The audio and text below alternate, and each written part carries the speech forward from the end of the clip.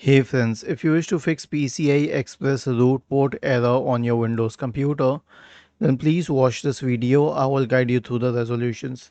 So the first solution is to update the drivers. So right click on the start button, select settings from the menu, go to the Windows Update tab, click on advanced options, select optional updates, install all the optional updates, return to the Windows Update page and click on check for updates. The next solution is System Restore. Search for Recovery in the Windows search bar and open Recovery. Click on Open System Restore. Click on Next. Choose a go to restore point. Click on Next. Click on Finish and then finally click on Yes. And the last solution is an SFC scan. Search for command prompt in the Windows search bar. Click on Run as Administrator. Type the command sfc /scan now and hit enter to invoke the SFC scan. Was this helpful?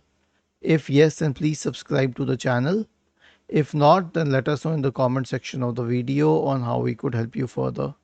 Thank you for watching this video and have a nice day.